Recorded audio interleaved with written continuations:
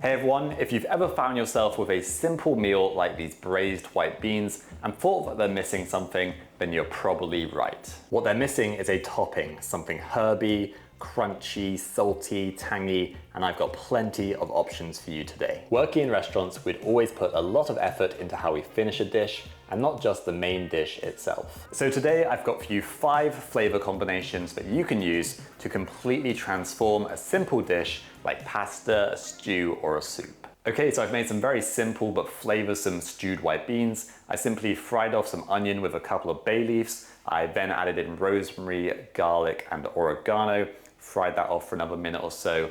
I went in with the beans, some veggie stock, and just simply simmered it for around 15 to 20 minutes. It's tasty, it's easy, but now we're going to elevate it with 5 delicious toppings.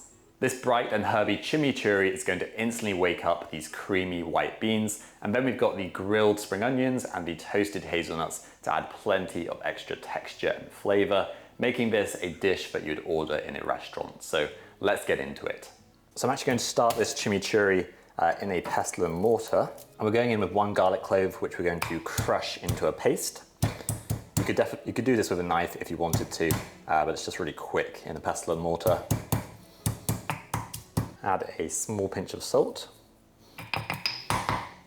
And there you go, a really quick garlic paste, and we'll set that aside now. So typically the main herb for chimichurri is going to be parsley. Some people do add in some coriander, so it's up to you if you want to do that as well. Just going to pick out the main sort of larger stalks, any sort of really thick ones. And then the best way to chop up herbs is to bunch them up really small into a little tight bundle. This is the most efficient way of chopping herbs, as you're chopping through multiple layers of them. Whereas if you sort of have them spread out on the chopping board, it's going to take a lot longer. We've gone through them once that way, and then we're going to go through the other way. And already this is nearly finely chopped.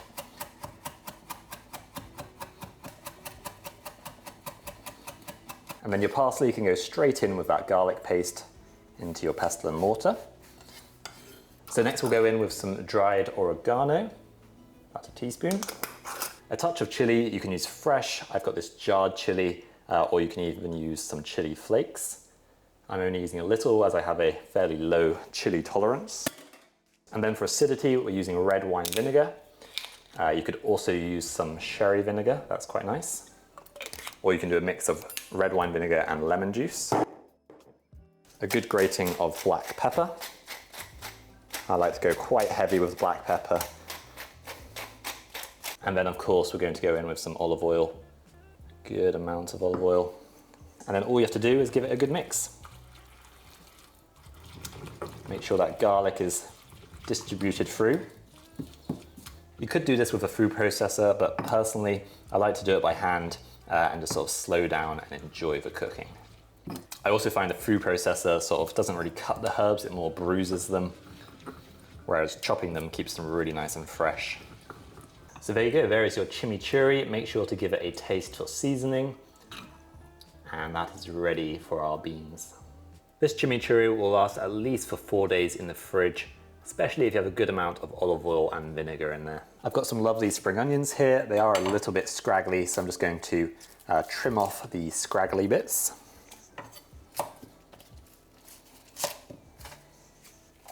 And then of course just take off the ends. These are fairly chunky spring onions, so I'm just going to cut them in half lengthways. And then once again in half, maybe even into quarters. And then into a nice hot pan, we're just going to add a small drizzle of olive oil. And then I'm going to place these spring onions flat side down into the pan. Just trying to get a nice little bit of charring on them. Only going to cook them for about a minute or 2. And we'll add in a little sprinkle of salt. And then at the end, so it doesn't burn, a quick grating of black pepper. And that's it, you can turn the heat off now.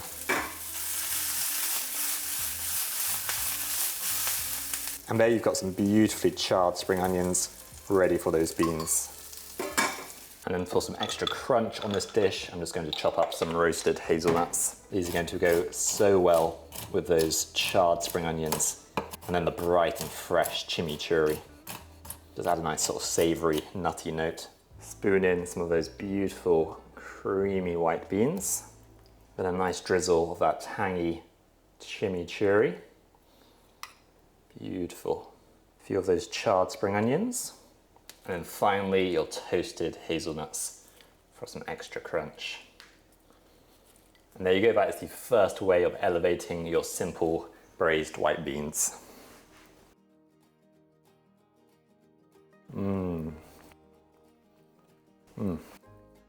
That is restaurant quality for sure. The fresh and tangy chimichurri really does cut through those creamy beans. Then you get the sort of sweetness and charred flavor coming from the spring onions. And then finally, that lovely nutty crunch from the hazelnuts. Delicious. This rich and smoky Spanish-inspired sauce is going to transform these beans into a satisfying meal. Finished with toasted almonds and basil for extra crunch and freshness. This is going to be a really simple and easy smoky Romesco sauce, starting with some jarred roast peppers. I've then got some lovely roasted blanched almonds, just done them in the air fryer. And you can just do almonds, or you can do some roasted hazelnuts as well for a slightly different texture and flavor.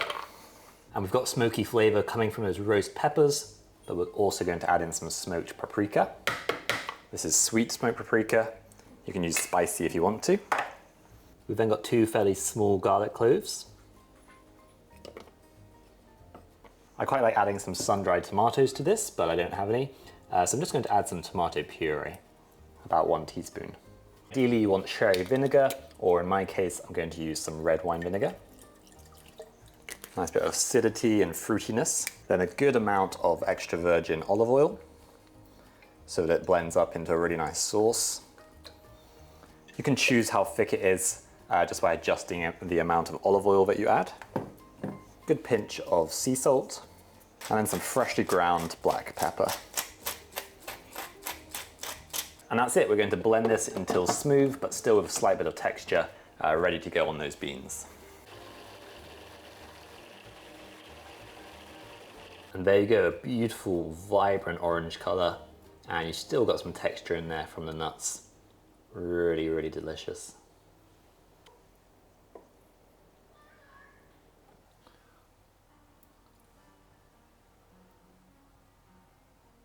And I did just keep back a few of the toasted almonds so that I can sprinkle them on top. Just gonna chop them up roughly here. I'm going to do some fresh basil with the Romesco sauce. So to finely chop it, I just like to layer them within themselves, starting with the large leaves and then gradually getting smaller. And then you can just roll them into a little cigar. And then we'll just run the knife through them, making these lovely little thin strips.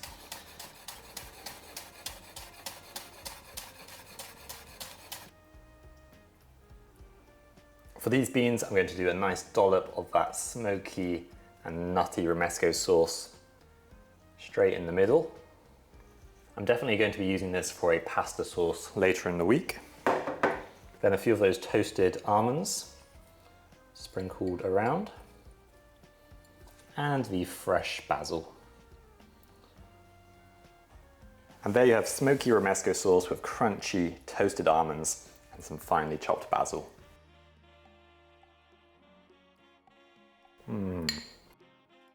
Next level. That's another winner right there for sure. The smoky, tangy, and nutty Romesco sauce is just beautiful with those white beans. And then you get the crunch from the almonds and then the delicate little basil leaves. Delicious. I just wanted to quickly interrupt myself and ask that if you are enjoying my recipes and my cooking videos, then definitely check out my Patreon page. You can get recipe PDFs, bonus cooking videos and recipes, and join a welcoming cooking community. So scan this QR code and I'll see you there. If you love fresh and zesty flavors, then this is the one for you. The Gremolata cuts through the creaminess of the beans, and then those rosemary croutons are going to add a lovely crunch and sort of savory goodness to the dish. Okay, Gremolata, it's a really nice fresh condiment, and it starts with finely chopped fresh parsley. And this is different to something like salsa verde, as it's more of a sort of dry condiment. It doesn't have any olive oil or vinegar in it. but it does have some lovely fresh lemon zest. Make sure you're using unwaxed lemons, and if you can, organic lemons. But if not, just give your lemon a really good wash to remove any pesticides.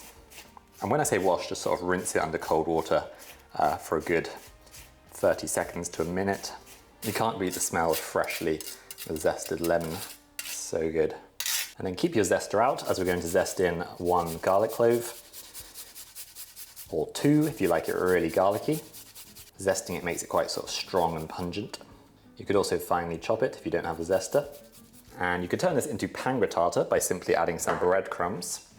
But I'm going to keep it like this. Give it a good mix. You want the garlic and the lemon zest nicely distributed through your parsley. I will use my hands actually, just to make sure it's the garlic is sort of broken up. And this is great on pasta dishes, soups, or on beans, as we're going to do. But I want some extra crunch, so we're going to make some amazing sort of cheesy rosemary croutons. Really nice. So there's your gremolata. Now we're going to make some delicious croutons. I've got some leftover focaccia here, and I'm just going to sort of tear it into nice small pieces. Now you could just cut this into cubes, but personally, by tearing it, I like how you get these little sort of jagged edges, which go nice and crispy when we fry this. This is a great way to use up stale bread. If anything, stale bread works better for croutons, as it's nice and dry. Gets really lovely and crispy. And then just get a nice hot pan and go in with about a tablespoon, or maybe a tablespoon and a half of olive oil. And then once that's shimmering and hot, add in your focaccia or whatever bread you're using. Give the bread a toss, get it nice and coated in the olive oil. Also going in with a nice sprinkle of salt. And then you just want to leave the bread still so it gets nice and crispy and develops a lovely golden crust. And then every now and again, just give it a stir and let the other sides start to get crispy. You could definitely do this in the oven or air fryer. You can see we're getting some nice golden brown bits now. I've got these on a fairly low heat as I don't want them to burn. I want them to slowly sort of dry out and get nice and crispy. And then when they look like they're nearly done, we're going to add a touch more olive oil, followed by some fresh rosemary and some dried oregano. And I'm also going to sprinkle in some nutritional yeast to give them a nice cheesy and sort of savory note. I'm going to stir or toss them through the seasonings, and we'll let them continue to toast for a couple more minutes. Add on a few of those delicious crunchy croutons, savory, herby, delicious. And a nice sprinkling of that vibrant gremolata.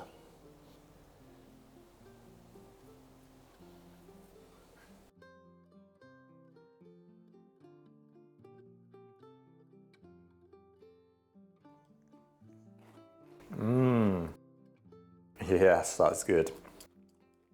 That gremolata definitely packs a punch.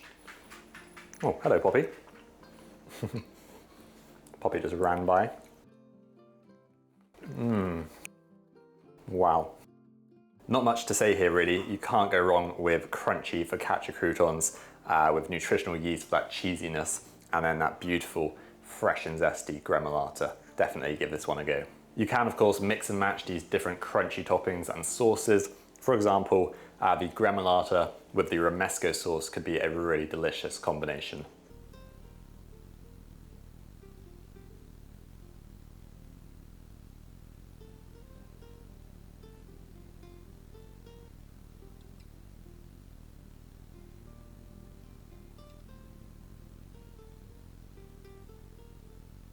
Here we've got peppery rocket, toasted walnuts, and a lovely fresh squeeze of lemon to make a bold pesto that is a really nice everyday way of elevating a simple dish. For my rocket and walnut pesto, I like to first start by processing the walnuts. This is because I want to keep some texture in them and not just blend them into the rest of the ingredients. And that is the kind of texture that you're looking for. Nice sort of coarse texture. So I'll just empty these into a mixing bowl and then we'll process the rest of the ingredients. These walnuts have been toasted. I did them for about 10 minutes at 160 degrees in the air fryer. And then we'll go in with our rocket. I was going to do just rocket, but I've got some basil that needs using, so I'm going to add a nice generous handful of that. Rocket will add the sort of peppery note, and then basil is slightly sweeter and has that lovely sort of aniseed almost flavour. And then of course we're going to add in some nutritional yeast as our Parmesan alternative. Lovely savoury, nutty flavour. It's treat time for Poppy. Let's see what she chooses, crocodile, toothbrush or stick. Oh, she's going for a crocodile. And it wouldn't be pesto without some fresh lemon juice. Start with half a lemon for now. Can always add more, but you can't take away. And then 1 clove of garlic. And then of course, a good amount of extra virgin olive oil. You can do a mix of olive oil and a more neutral oil like rapeseed oil if you don't want it quite as peppery in flavour. Or you could add in some water as well to make it a little bit more fresher. It's up to you. Small pinch of salt and a crack of black pepper. Don't need to go too crazy. The rocket is fairly peppery. And we'll get that blitzed up.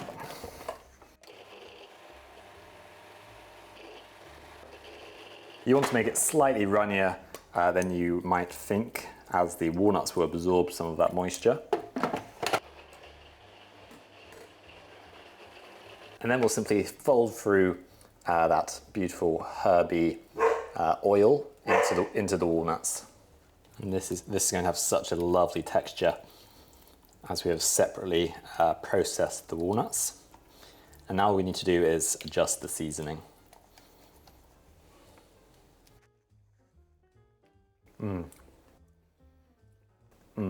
Really nice. It's peppery, it's citrusy, nutty. It's definitely got enough salt, so I think it's good to go. Great as it is, in my opinion. I don't think we need to add anything else.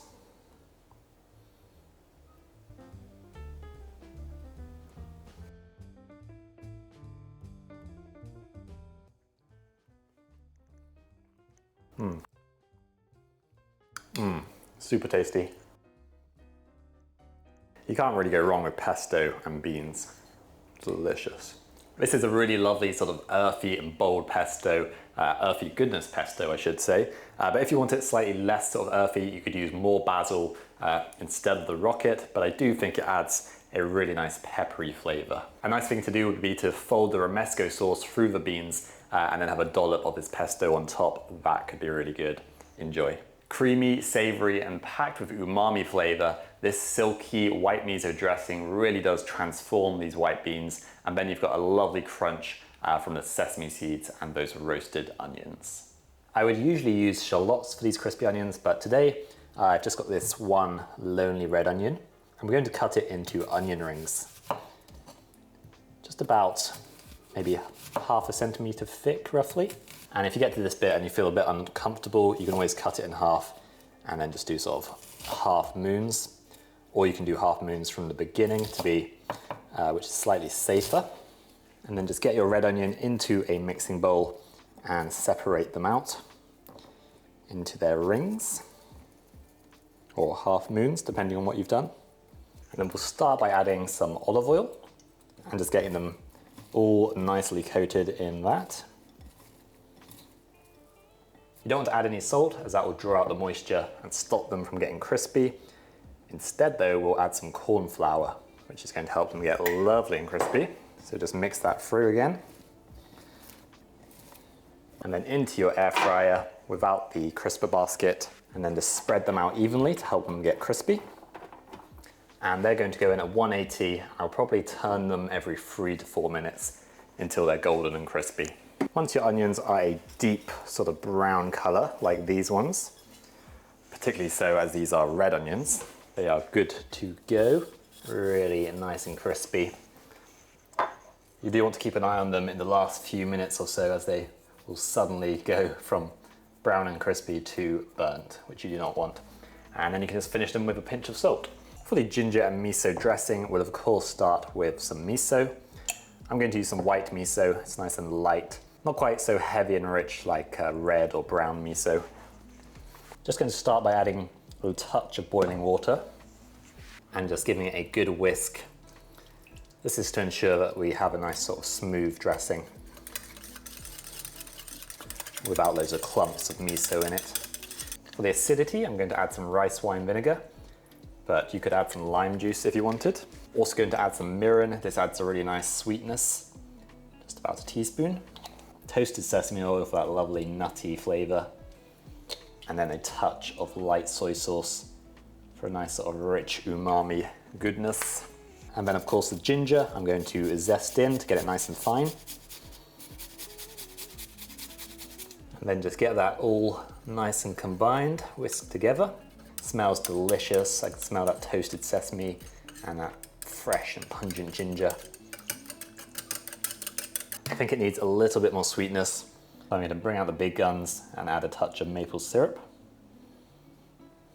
And it's a little bit strong, so I'm going to add in some water as well. And we'll whisk that through.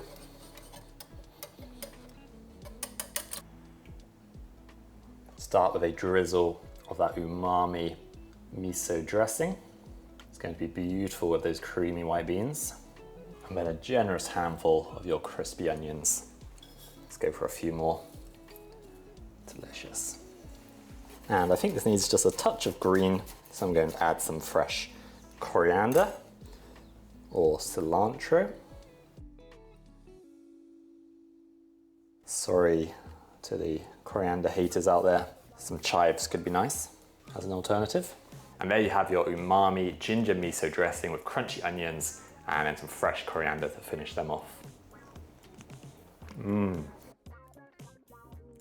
Yeah, that definitely works. Love these crispy onions. You might think that it's going to be really salty with all that miso in there, but because the beans are quite starchy and bland, it really just sort of brings out their natural flavor rather than sort of dominating them with saltiness. And then you get the after kick of the toasted sesame, the ginger, and then of course those crunchy onions just add a nice bit of texture to the top.